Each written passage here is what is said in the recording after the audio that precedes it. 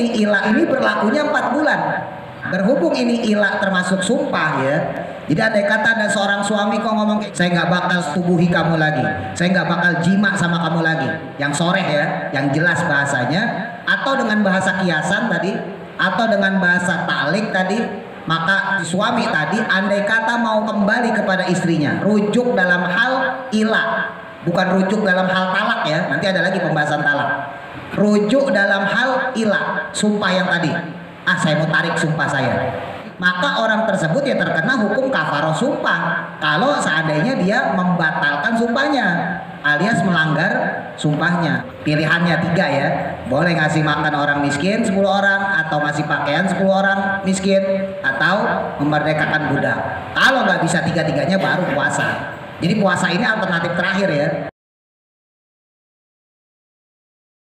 Kalau yang dia belum sempat disetubuhi, andai kata sekarang dinikahin ya, terus kemudian cerai atau meninggal, bisa jadi belum hubungan badan, maka tidak ada iddah. Kalau untuk yang perempuan ditalak, dia salah satu quru, 3 masa suci.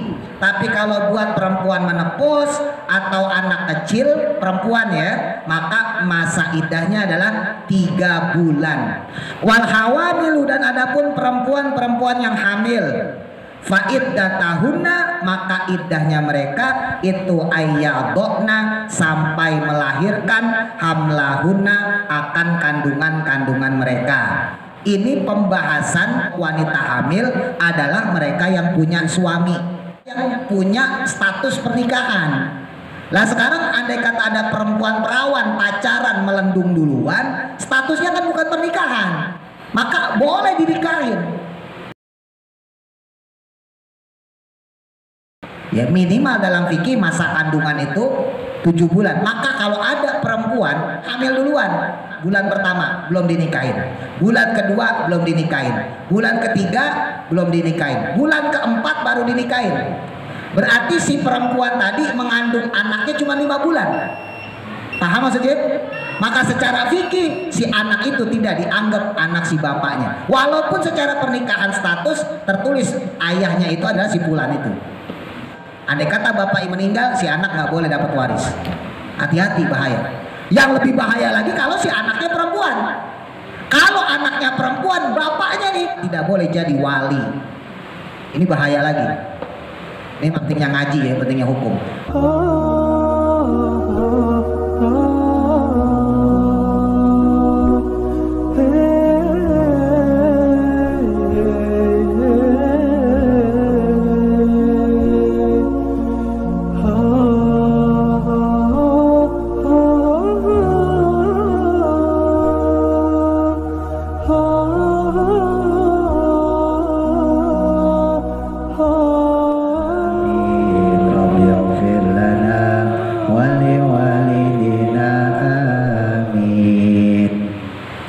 Masih pada surah Al-Baqarah ayat selanjutnya 226.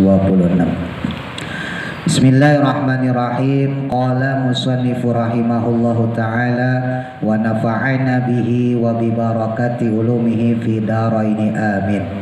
Qala Allah ta'ala fil Qur'anil Karim, a'udzu billahi minasy syaithanir rajim. Lilladzina yu'luna min nisaihim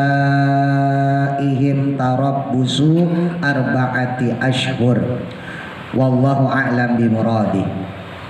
Lilladzina, dan bagi orang-orang, yu'luna yang yaitu bersumpah ilah, min nisaihim kepada perempuan-perempuan mereka, maksudnya kepada istri-istri mereka. Apa yang dimaksud dengan sumpah ilah?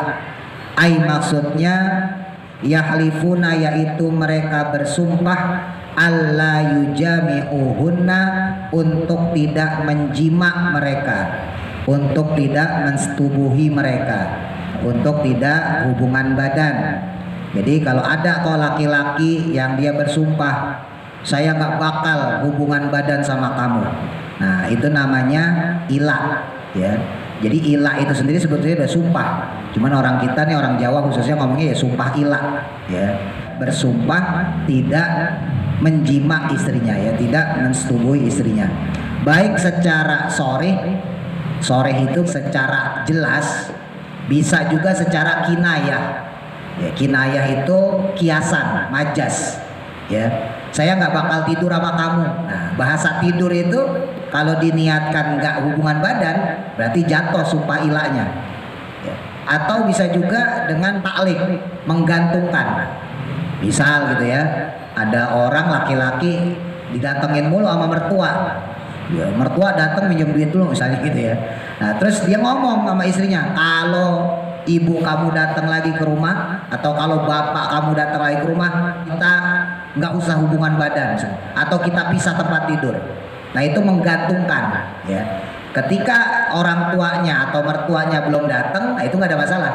Tapi ketika orang tuanya atau mertuanya sudah datang, berarti jatuh sumpah ilahnya ya. Jadi ilah itu bisa berlaku secara soreh, langsung ya, saya nggak bakal hubungan badan sama kamu lagi. Nah itu kan sumpah juga, itu janji ya kan. Atau bisa juga dengan kinayah ya, jadi dengan majas, dengan perumpamaan ya. Tidur sama kamu nggak enak, pokoknya apalah, pokoknya diniatin tidak hubungan badan atau tadi ya taklik, maka orang tersebut jatuh kepada sumpah ilah. Nah orang yang kayak begini ya, tarabbusu, maka menangguhkan dia. Intizoru Maksudnya menunggu, arbaati asyurin, selama 4 bulan. Nah orang yang terkena sumpah ilah itu maka dia terhukumi selama 4 bulan ya, hukum orang yang sumpah ilah.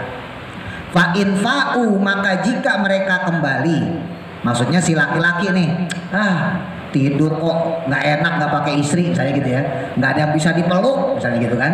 Nah dia kembali tuh ya, roja'u, maksudnya dia mau rujuk, fiha, di dalamnya, di dalam arbaati ashur, di dalam 4 bulan tadi sejak dia ngomong ilah tadi ya, masa sumpah 4 bulan tadi, au ba'daha, atau setelahnya, anil yamini, dari sumpah, ilal wata'i, untuk wati, nah untuk jima. Nah maka boleh yang kayak gitu. Fa innallaha, maka sesungguhnya Allah itu ghafurun, zat kang akeh ngapurane. Allah maha pengampun, lahum, kepada mereka, maksudnya si laki-laki yang sudah terlanjur ilah, ma akan sesuatu, atau hu yang melaksanakan akan dia, min dororil mar'ati, berupa menyakiti istrinya, bil halafi, dengan sebab sumpah. Jelas ya, orang kalau sumpah kayak begitu kan nyakitin istri. Bapak yang laki-laki Pak itu bisa nahan hubungan badan, kalau istri nggak bisa Pak. Benar, kalau ibu-ibu tuh, perempuan itu nggak bisa, ditahan aja hubungan badan, pusing pala dia. Bener, laki-laki masih bisa nahan. Bener, secara psikologi seperti itu. Makanya kalau perempuan kagak puas hubungan badan, nih saya buka kartunya nih, tuh ngomel-ngomel mulu. Nah itu tanda-tandanya itu nggak puas sama suami, ya bener ya. Kalau saya kan udah belajar kitabnya, sampai di kitab-kitab kuning itu ada Pak khusus yang hubungan badan. Kalau anak-anak santri itu belajar. Nah ya kalau bapak-bapak kan kagak belajar, kagak tahu. Kalau saya tahu, wah ini istri marah-marah nih ya kan. Nah mukanya dicemberut, nah, berarti pengen hubungan badan, udah kasih. Nah, kalau laki-laki enggak, tinggal main udah lupa lagi. Benar ini. Nah makanya disebutin di sini Allah maha pengampun kalau ada orang mau menarik sumpahnya itu. Rahimun, turkang welas asih, dan juga Allah maha penyayang bihim, dengan mereka itu. Nah tapi karena ini sumpah, ini lanjutan yang kemarin ya, berhubung ini sumpah maka berlaku juga kafaroh sumpah buat nebus sumpah. Masih ingat gak tuh? Kalau orang udah terlanjur sumpah, buat nebus sumpahnya apa ya? Masih ingat gak kemarin? Ngulang mbah-mbah yang ini selali terus. Ayo, masih ingat gak? Ada 3. 1, khusus itu sorapal. Wah, parah ya. 1, ngasih makan orang miskin. Berapa orang? 10. Ya, ngasih makan 10 orang miskin, atau memberi pakaian kepada 10 orang miskin, atau memerdekakan budak. Nah, kalau 3-tiganya nggak mampu juga, puasa 3 hari. Ayo diinget-inget nih. Lu sampai tahu Bapak Ibu main sumpah aja. Bahaya itu kalau nggak tahu kafarohnya. Ayo, yang pertama apa? Ngasih makan orang miskin. Berapa? 10 orang miskin loh, bukan ustad ya. Ustad kok nggak usah kasih makan, lebih banyak duitnya. Yang kedua,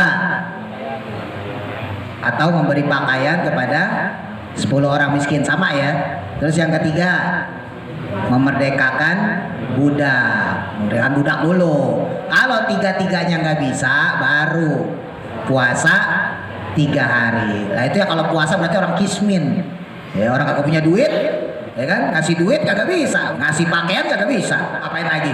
Ya udah puasa deh, orang pising mah kerjaannya kan puasa, udah biasa dia puasa. Nah, berhubung ini ilah termasuk sumpah ya, jadi andai kata ada seorang suami kok ngomong kayak gitu, saya nggak bakal tubuhi kamu lagi, saya nggak bakal jima sama kamu lagi, yang soreh ya, yang jelas bahasanya, atau dengan bahasa kiasan tadi, atau dengan bahasa taklik tadi, maka si suami tadi andai kata mau kembali kepada istrinya, rujuk dalam hal ilah, bukan rujuk dalam hal talak ya, nanti ada lagi pembahasan talak.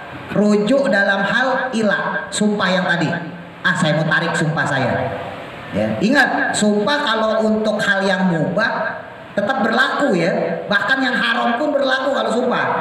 Beda sama nazar, masih ingat ya? Kalau kemarin, kalau nazar nggak berlaku untuk yang mubah. Saya bernazar mau makan nasi, nggak berlaku ya. Saya bernazar akan membunuh orang, nggak berlaku dia. Dia hanya berlaku untuk perkara yang sunnah ya. Tapi kalau sumpah, mau yang mubah, mau yang makruh, mau yang haram, mau yang wajib, berlaku semuanya. Tinggal kita bisa melakukan apa enggak. Kalau bersumpahnya untuk membunuh orang, tentunya nggak boleh ya kan, maka harus dilanggar. Nah, langgarnya itu berarti pakai kafaroh sumpah. Lu ada loh orang udah tanjur kesel sama orang ya, akhirnya sampai ngomong, saya nggak bakal seneng sama keluarga kamu 7 turunan. Ada orang kayak gitu. Lah dilalanya punya anak, anaknya seneng sama anaknya. Loh, gimana coba? Jodoh ya kan, kita punya orang yang kita nggak seneng, dia juga nggak senang sama kita, lah dilalanya anak jodoh. Lah gimana coba itu?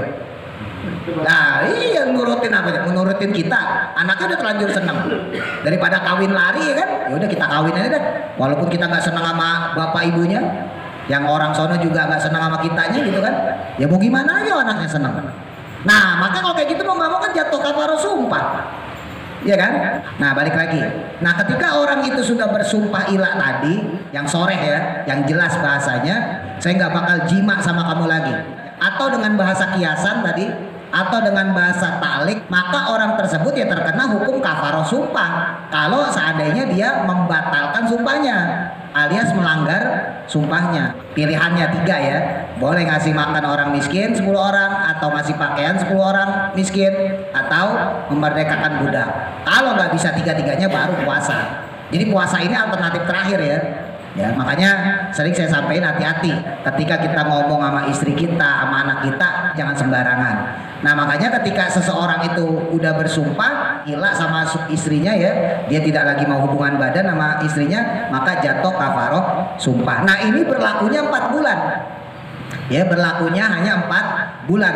4 bulan kok dia nggak tarik sumpahnya, maka jatuhlah talak ya. Tapi kalau fa'in fa'u, andai kata dia mau narik ilahnya tadi, dia tebus dengan kafaroh sumpah, maka gugur sumpahnya tadi, dia boleh hubungan badan ya. Jadi bedain ya antara yang ilah sama yang talak. Nanti di sini aja lanjutannya.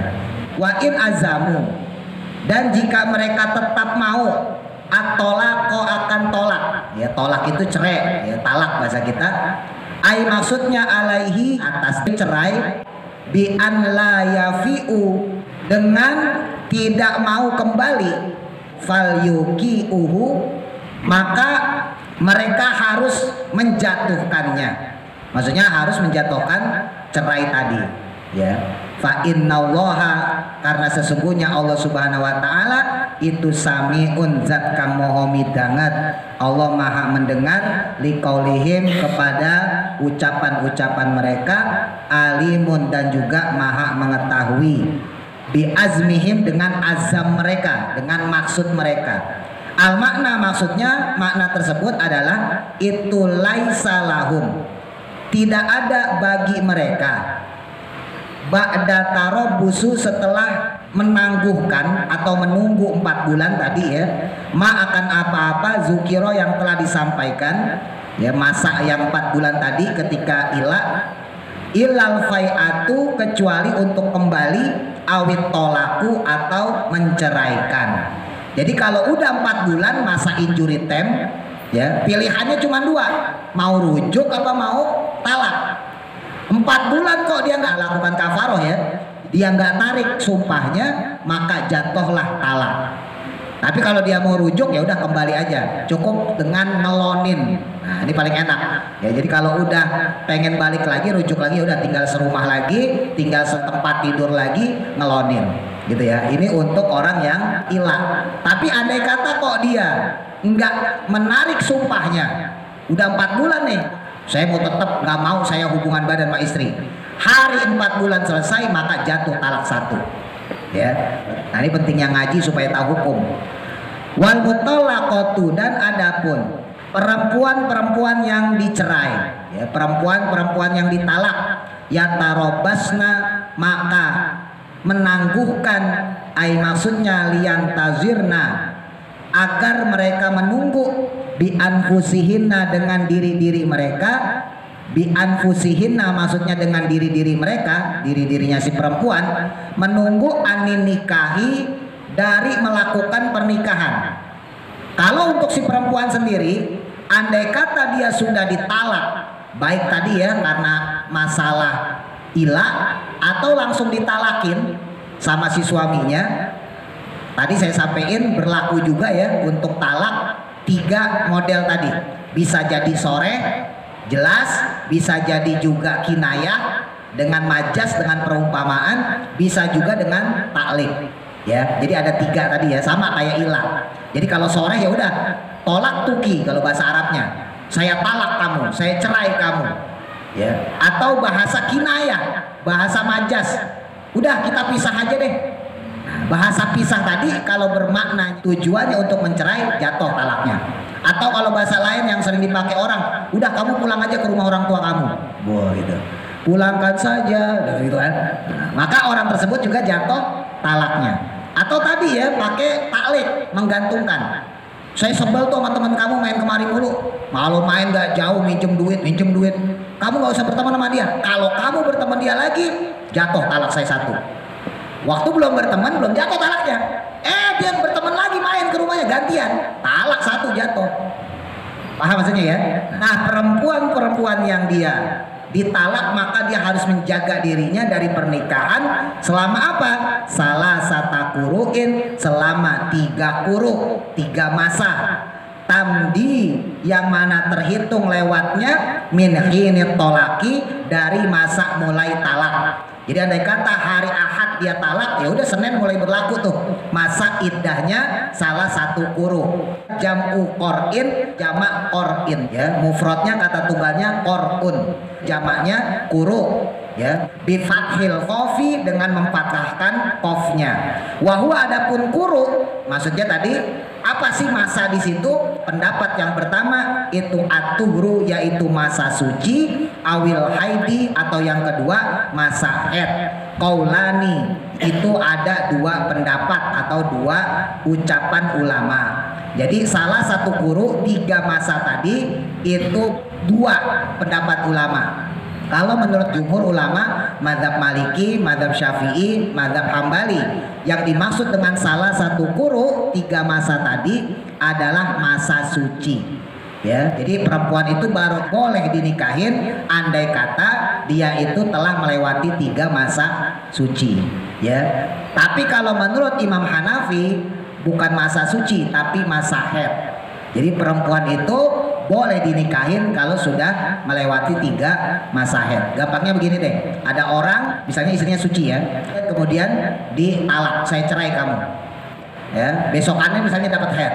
Nah, setelah haid suci baru dihitung. Suci pertama, haid lagi, suci kedua, haid lagi, suci ketiga, baru kemudian haid lagi, baru boleh nih nikah. Kalau pakai mazhab jumhur ya, termasuk mazhabnya Syafi'i. Tapi kalau pakai mazhabnya Hanafi, terhitungnya bukan masa suci, tapi masa haid. Andai kata sekarang ditalak, saya talak kamu. Nah, besok haid berarti udah 1. Ya, suci lagi, besoknya haid lagi 2, besoknya haid lagi dapat 3. Masa suci selanjutnya dia boleh nikah. Ini memang ada dua pendapat ya, tapi yang madzhab kita Syafi'i pakainya yang hukumnya masa suci. Wahada, dan adapun hal ini itu fil madkhuli, yaitu pada kasus yang telah dijima bihina dengan mereka itu, maksudnya perempuan yang sudah hubungan badan. Amma ghairuhuna, adapun selain mereka, maksudnya orang yang belum hubungan badan ya, ada perempuan kok belum sempat hubungan badan udah dicerai, bisa nggak? Bisa aja. Belum lama kejadian tuh, daerah mana tuh, Sumatera apa Sulawesi, paginya akad, selesai akad beres-beres, sorenya ditalak. Oh, belum lama ada juga tuh ya, paginya akad ya, serah terima, belum hubungan badan, belum malam pertama, malamnya gara-gara masalah duit apa duit, nah kotak pengantin ya, laki-lakinya kekeh, ini kan duit saya yang ngebiayain ya. Nah yang mertuanya bilang ini kan udah haknya istri, gua rebutan, geger gara-gara masalah kotak duit itu, nauzubillah, langsung cerai, bayangin. Nah perempuan yang kayak gini fala iddata, maka tidak ada iddahnya alaihinna, atas mereka, maka nggak ada iddahnya ya. Kalau tadi yang cerai biasa iddahnya 3 bulan, kalau yang dia belum sempat disetubui maka tidak ada iddah. Artinya andai kata sekarang dinikahin ya, terus kemudian cerai atau meninggal, bisa jadi ya baru nikah malamnya si suami keluar naik motor tabrakan mati, belum hubungan badan. Si perempuan besok kawin lagi boleh. Wow, enak banget tuh. Coba paling diomongin orang ya, baru meninggal suaminya gitu ya. Tapi secara hukum sah hukumnya. Liqauli, karena berdasarkan firman-Nya, maksudnya firman Allah Ta'ala, fama lakum alaihinna min iddah. Ini surah Al-Ahzab ya, ayat 49. Min qabli antamatuhunna fama lakum alaihinna min iddatin. Nah di sini baru nih. Jadi andai kata ada orang yang dia menikah ya, kemudian dia itu belum sempat hubungan badan, maka tidak ada iddah bagi si perempuan tadi. Wa fi ghairil aisati, dalam perempuan yang tidak haid lagi. Kalau dulu kiai saya manain oral luas, jadi sudah menepos ya, sudah tidak haid lagi. Mau punya anak udah kagak bisa, udah menepos ya kan. Wasogiroti, dan juga perempuan yang masih kecil. Fa iddatahunna, maka iddahnya mereka itu salah satu asyhurin adalah 3 bulan. Kalau untuk yang perempuan ditalak, dia salah satu kuruk 3 masa suci. Tapi kalau buat perempuan menepus atau anak kecil perempuan ya, maka masa iddahnya adalah 3 bulan. Hitungan hijriah ya, 3 bulan berarti 90 hari. Kok anak kecil dimasukin? Nah, emang boleh? Boleh. Perempuan walaupun belum balik boleh dinikahin. Tapi kalau laki-laki nggak boleh menikah kalau dia belum balik. Laki-laki ada persyaratan, dia harus balik. Ya, tapi kalau perempuan baru 9 tahun, 10 tahun, 11 tahun. Kalau secara hukum Islam boleh. Tapi kalau pakai secara hukum negara nggak boleh. Minimal 22 tahun kalau nggak salah. Ya. Nah, ini supaya nggak salah paham nih ya. Jadi masa iddah berbeda-beda ya. Jadi kalau orang yang dia ditalak, masa iddahnya 3 kali masa suci. Tapi kalau yang anak kecil atau perempuan yang sudah menepos ya umur 45, 50 ke atas, hitungannya bukan 3 masa suci ya. Yang menepos dia udah nggak halangan, yang anak kecil dia belum balik, berarti kan belum halangan. Maka iddahnya itu adalah 3 bulan. Wal hawamilu, dan adapun perempuan-perempuan yang hamil, fa iddatahunna, maka iddahnya mereka itu ayyadna, sampai melahirkan hamlahunna, akan kandungan-kandungan mereka. Kalau perempuan hamil, maka masa iddahnya dia baru boleh nikah lagi kalau sudah melahirkan. Kama fi suratit tolaki, sebagaimana disebutkan dalam surah At-Tolak. Ya, nah ini supaya gagal paham. Ini pembahasan wanita hamil adalah mereka yang punya suami. Sering saya ditanya kasus-kasus melendung duluan, nauzubillah gitu ya, hamil duluan di luar nikah, banyak orang nanya dan banyak orang bingung. Ya, emang boleh dinikahin Pak Ustaz? Bukannya wanita hamil itu nggak boleh dinikahin? Kan harus nunggu sampai lahiran. Nah ini orang gagal pahamnya, makanya kalau ngaji sampai kelar. Ya, biasanya kalau kagak ngaji atau ngajinya dengerin kuping atau belajar sama orang yang kagak paham, ya dia salah nangkep. Untuk wanita yang dinikahi, untuk wanita yang punya suami, iya. Andai kata seorang istri dia dalam kondisi hamil, ditalak sama suaminya, walaupun haram ya, mentalak istri ketika dalam hamil, bahkan juga termasuk di dalamnya dalam masa haid, dalam masa nifas, haram hukumnya. Tapi sah secara pernikahan, talaknya jatuh. Ya, jadi kalau ada perkara yang sah tapi haram, itu adalah talak ketika dalam keadaan tadi haid, hamil atau nifas. Secara hukum talaknya sah tapi haram, dosa orang tersebut. Ya, makanya kalau dia udah telanjur, ya buru-buru rujuk dah. Nah balik lagi nih, ada orang yang beranggapan lah itu kan perempuan yang becendol ya, bunting duluan, ya karena pacaran atau segala macam. Lah itu kan nggak boleh dinikahin Pak Ustaz. Nah orang yang hamil masa iddahnya sampai melahirkan adalah mereka yang bersuami, mereka-mereka yang punya status pernikahan. Lah sekarang andai kata ada perempuan perawan pacaran melendung duluan, statusnya kan bukan pernikahan. Paham maksudnya ya? Bukan pernikahan siri, bahasa kita gampangnya pernikahan agama, atau apalagi pernikahan secara resmi dengan KUA. Dia nggak punya dua status itu, maka dia terhukumi secara agama adalah hukum perawan, maka boleh dinikahin. Bahkan kalau saya pribadi, pendapat saya secepat mungkin dinikahin. Kenapa? Karena anak yang terkandung itu memiliki pengaruh terhadap nasab dari bapak ibunya. Bahaya kalau si perempuan ini justru kagak dinikahin. Si perempuan ini kalau gak dinikahin terus anaknya lahir, maka si anak tidak punya nasab kepada bapak ibunya. Bahaya. Apalagi kalau anaknya perempuan. Sebetulnya mau laki sama perempuan sama-sama bahaya. Minimal dalam hal waris dia udah gak dapet. Walaupun itu anaknya sendiri. Hati-hati nih masalah hukum ya. Jadi andai kata ada perempuan hamil duluan, si laki-laki nggak bertanggung jawab atau bertanggung jawab lah misalnya gitu ya. Tapi nanti setelah melahirkan, maka anak yang dilahirkan setelah kehamilan tadi bukan si laki-laki ini, baik dia yang menghamilinya ataupun bukan, karena dinikahinnya baru setelah melahirkan. Maka si anak nggak punya hak waris. Andai kata bapak meninggal, si anak nggak boleh dapat waris. Hati-hati, bahaya. Yang lebih bahaya lagi kalau si anaknya perempuan. Kalau anaknya perempuan, bapaknya nih tidak boleh jadi wali. Ini bahaya lagi. Ini pentingnya ngaji ya, pentingnya hukum. Makanya dulu pernah saya sampaikan, seorang perempuan itu secara fikih terhitung masa hamilnya itu 7 bulan. Ya minimal dalam fikih masa kandungan itu 7 bulan. Maka kalau ada perempuan di atas 2 bulan kok baru dinikahin, maka secara agama bapaknya nggak boleh mengaku itu anaknya. Maka anaknya tadi ikut nasab ibunya doang.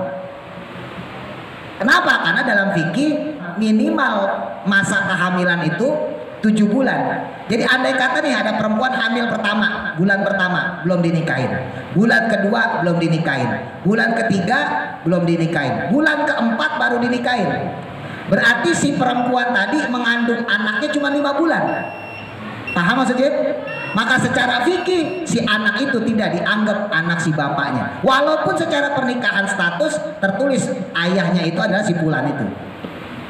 Kenapa? Karena dalam fikih minimal mengandung itu masa kehamilan itu adalah 7 bulan.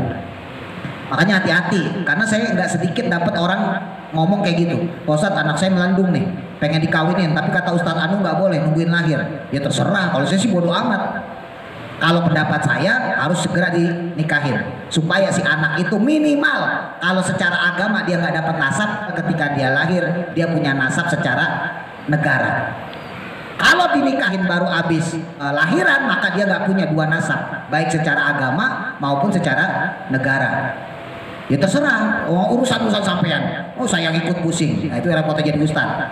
Ya kan, orang melu nyumbang, tapi miru mikir, urusannya sampean, sekarepmu.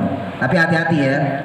berlaku masa iddah itu buat orang yang bersuami. Kalau dia bersuami, baik suaminya meninggal atau suaminya menceraikan, baru berlaku masa iddah. Ya, kalau dia dalam keadaan tidak hamil 3 bulan tadi ya, kalau menepos. Kalau dia masih punya haid berarti 3 kali masa suci. Kalau dia hamil maka status iddahnya itu sampai melahirkan gitu. Terus ada juga lagi nih sekalian nih, sebetulnya panjang nih, waktunya mepet sih ya, sayang banget ya. Ada lagi orang beranggapan masa iddah nggak boleh kemana-mana. Siapa bilang masa iddah nggak boleh kemana-mana? Yang nggak boleh itu ganjen, nah itu nggak boleh. Di masa iddah itu perempuan itu nggak boleh ganjen. Ini saya bahasa gampangin aja Bapak Ibu ya. Bahasa kitabnya ribet soalnya ya. Nggak boleh maca, nggak boleh ini, nggak usah. Kepanjangan itu, udah. Nggak boleh genit, udah. Di masa iddah perempuan nggak boleh genit. Takutnya ada yang naksir. Ya, umur perempuan 30, janda kembang. Ya kan, ditinggalin suaminya rumah 3, mobil 6. Wow, kan warisan banyak. Muka masih cakep, ya kan? Anak kagak punya. Udah mantap banget itu. Jangankan saya, yang tua juga pada doyan. Boleh ini, gitu ya. Janda kembang, ya kan? Nah, yang kayak begini nih haram genit, nggak boleh selama masa iddah. Tapi kalau dia kerja tetap wajib kerja kewajiban dia.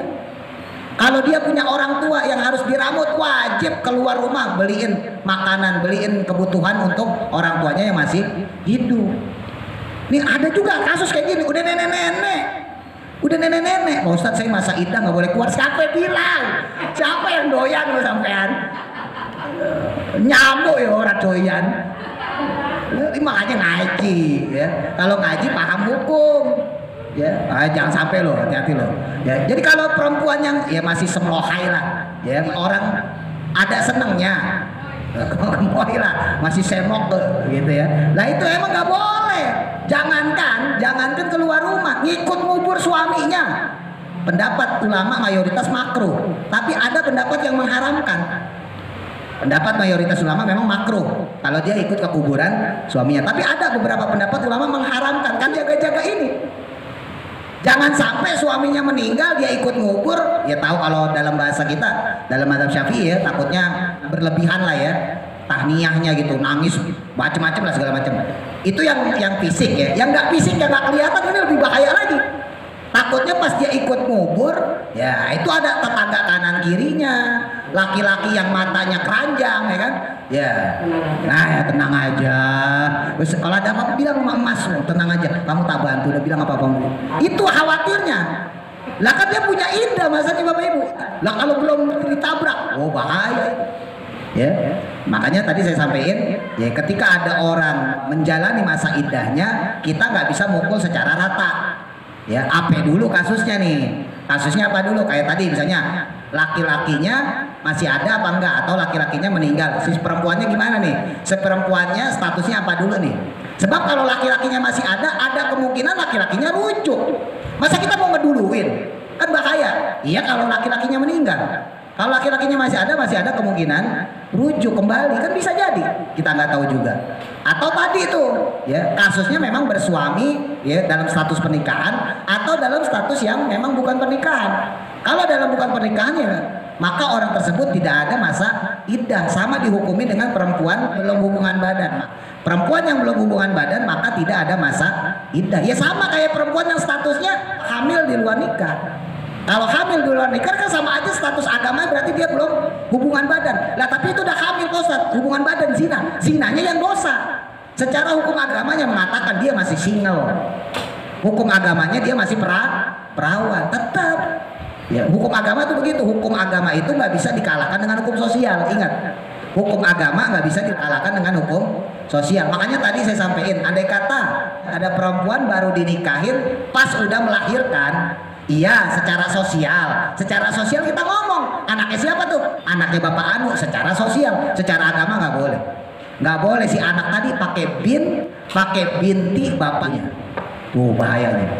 Ya, bisa sambung biar kelar. Wal ima'u, dan adapun wanita yang budak. Perempuan-perempuan budak faidatahunna, maka adapun idahnya mereka itu Qur'ani 2 quru.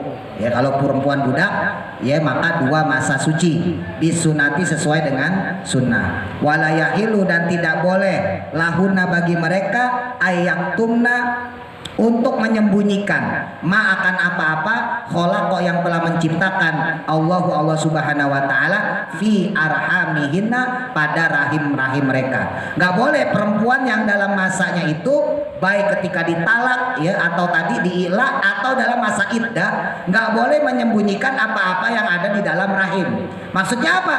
Minal waladi, berupa anak. Kalau dia dalam keadaan hamil ngomong, "Mas, saya lagi hamil, Mas." Gitu.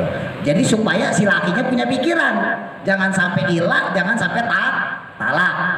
Wal haidi, dan juga dalam keadaan haid sama. Ya, dalam keadaan haid juga perempuan itu harus ngomong. Walaupun sekali lagi secara hukum fikih talaknya atau ilahnya tetap sah. Ya, in kunna, jika mereka itu yu'minna, beriman billahi, kepada Allah Ta'ala, wal yaumil akhiri, dan hari akhir, wa bu'ulatuhunna, dan pasangan-pasangan mereka, azwajuhunna, ya suami-suami mereka itu ahakku, lebih berhak, biraddihinna, dengan merujuk mereka. Ingat, laki-lakinya, suaminya lebih berhak dibandingkan laki-laki lain. Bimurajaatihinna, dengan merujuk mereka. Walau abiyana, walaupun mereka tidak mau, walaupun mereka enggan. Ya, secara hukum tetap diperbolehkan rujuk. Fi dzalika, dalam hal keadaan tersebut, ai maksudnya fi zamanit tarobusi, dalam masa penantiannya. In aradu, jika mereka menghendaki islah, ya berdamai untuk mendapat kemaslahatan. Ya udah deh, kita damai aja deh, nggak usah berantem, Mas, kasihan anak. Ya udah yuk, kita balikan aja yuk, rujuk aja yuk. Nah, boleh. Bainahuma, di antara keduanya, la idrorol mar'ati, bukan untuk menyusahkan istri. Wahwa, adapun yang demikian itu tahridu, ya dorongan, ala qasdihi, atas maksud, ya tujuan untuk orang yang mau islah, untuk berdamai. La syartun, bukan merupakan syarat, li jawazi rojaati, untuk kebolehannya rujuk. Ya, jadi bukan syarat rujuk, bukan. Itu hanya dorongan aja. Wahada, dan adapun hal ini itu fitolaki roji'i, terhukumi dalam talak rujuk, ya talak roji'i disebutnya, karena ada talak bain, ya talak yang sudah 3 kali. Ya, saya talak kamu, rujuk lagi. Saya talak kamu 2 kali, rujuk lagi. Saya talak kamu 3 kali, maka disebutnya talak bain atau talak kubro. Dalam kitab lain disebut talak batah, talak 3.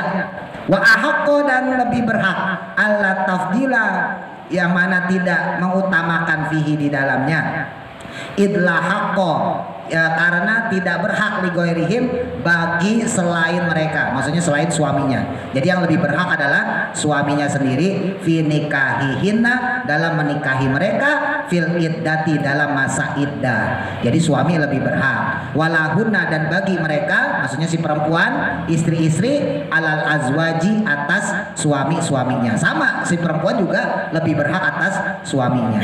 Mislul ladzi, semisalnya hak-hak yang sama, ya sesuai atau seimbang, lahum, bagi mereka, alaihinna, atas mereka si perempuan-perempuan atau istri-istri, minal hukuki, dari berbagai hak, bil ma'rufi, dengan ma'ruf, dengan yang baik, ya syar'an, secara syariat, min husnil usyrati, berupa baiknya dalam pergaulan, ya melakukan hal-hal yang baik dalam pergaulan. Ini kalau Bapak Ibu masih ingat, waktu kita nikah kita ngucapin tuh ya, masyaratul bil ma'ruf, ya saya siap menggauli dia dengan pergaulan yang baik. Nah, itu disebut itu masyaratul bil ma'ruf. Wa talqil idrari, dan juga meninggalkan untuk menyusahkannya. Jadi nggak boleh nyusahin perempuan. Kalau emang talak sekalian, nggak boleh digantung. Ya, jadi nggak boleh diambang-ambangin, dosa. Laki-laki itu kalau mengambang-ambangin perempuan dosa. Talak sekalian, enggak ya enggak. Gitu. Jadi jangan sampai ngegantung. Wana hudalika, dan hal-hal yang semacam hal tersebut. Walirijali, dan bagi laki-laki, alaihina, atas mereka, maksudnya kaum perempuan, itu darajatun, punya satu tingkatan, maksudnya satu derajat, fadilatun, yaitu kelebihan, fil haqi, dalam urusan hak. Jadi laki-laki itu punya satu tingkatan di atas perempuan. Ya, hati-hati, makanya ibu-ibu jangan nyelonconc sama suami. Ya, jangan songong. Min wujubi taatihina, ya, berupa wajibnya taatnya mereka si perempuan. Istri-istri wajib taat lahum kepada mereka para suami.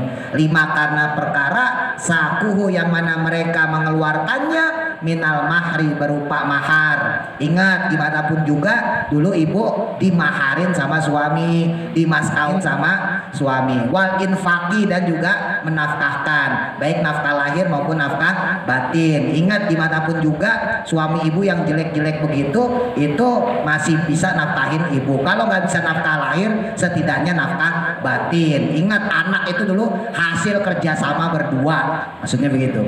Wallahu, adapun Allah itu azizun, maha tangguh, maha perkasa, fil mulkihi, dalam kerajaannya, hakimun, dan maha bijaksana, fima, dalam apa-apa, dabarohu, yang mana merencanakannya Allah akan hal tersebut, li kholqihi, kepada makhluknya. Terakhir saya sampaikan, jadi untuk perempuan hati-hati ya, laki-laki itu gimana pun juga satu tingkatan di atas perempuan. Jadi laki-laki itu adalah orang-orang yang bisa menjaga perempuan. Oke lah, mungkin di antara bapak ibu ada yang suaminya nggak kerja, atau ada yang kerja tapi ngebantuin bapak ibu. Tetap ya, secara status pernikahan arijalu qawwamuna 'alan nisa, laki-laki tetap di atas perempuan. Dan bolak-balik saya nggak bosen-bosen supaya bapak ibu nggak salah paham, khususnya perempuan ya. Rezeki keluarga itu adalah rezeki bersama.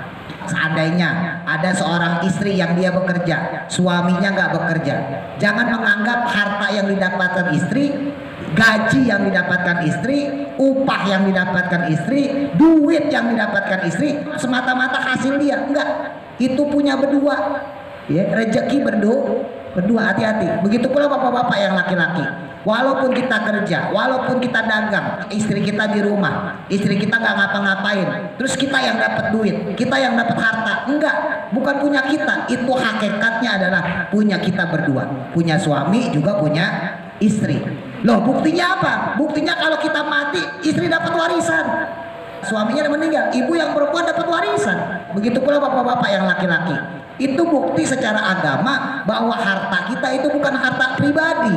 Yang dihasilkan suami bukan mutlak milik suami, tapi punya suami, punya istri. Yang usaha istri itu juga bukan mutlak punya istri, tapi juga punya suami dia juga. Ya, jadi orang banyak ngakuin ya seperti itu karena dia merasa dia yang bekerja. Yang istri ya kan, wah aku sih nyambut gawe, kowe pena rokok, ngopi. Nah, bantuin wanita gitu ya, nggak boleh. Gimana pun juga itu harta dari Allah untuk kita berdua. Yang suami juga gitu sama. Sampean kerjain belanja apa aja dibeli, nggak boleh. Itu duit juga duit bareng. Ingat lah, hasilnya anak bareng kok. Masa kira duit pengennya sendiri-sendiri? Iyalah, anak itu kan jadi hasil kerjasama kita berdua, ya kan? Nggak boleh kita ngakuin itu milik kita pribadi, nggak boleh ya. Jadi harta dalam keluarga itu adalah harta milik kita sama-sama. Wallahu a'lam. Mudah-mudahan manfaat. Al-Fatihah. A'udzu billahi minasy syaithanir rajim. Bismillahirrahmanirrahim. Alhamdulillah.